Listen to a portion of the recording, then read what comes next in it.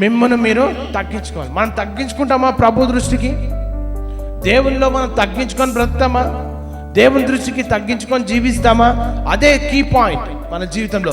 దేవుని ఆశీర్వాదాలు మనం పొందుకోవాలంటే, సమృద్ధి అనుభవించాలంటే, ఉన్నతమైన మేలును పొందుకోవాలనుకుంటే, దేవుని కృప నీకు రావాలి అంటే, దేవుని పరలోకపు ఆశీర్వాదాలు నీకు రావాలి అంటే, దేవుని వాక్యం ఏమని చెప్తుందంటే, ప్రభువు దృష్టికి మిమ్మల్ని మీరు తగ్గించుకొని, అది కీ పాయింట్.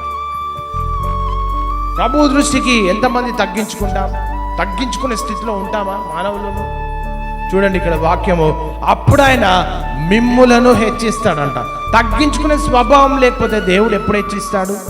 హెచ్చింపబడాలి మొదటగానే, తగ్గించబడకుండా డైరెక్ట్ ఆశీర్వదించబడాలని కోరుకుంటారు. కానీ దేవుడు మన ఎడల ఆశీర్వాదాలు ఎప్పుడు ప్రారంభిస్తాడంటే, వినయము కలిగి బ్రతికినప్పుడు మాత్రమే. వినయము కలిగి బ్రతికినప్పుడు మాత్రమే. ఆ వినయము మనకు ఎట్లా వస్తుందంటే, దేవుని వాక్యం మనకు నేర్పిస్తుంది వినయం.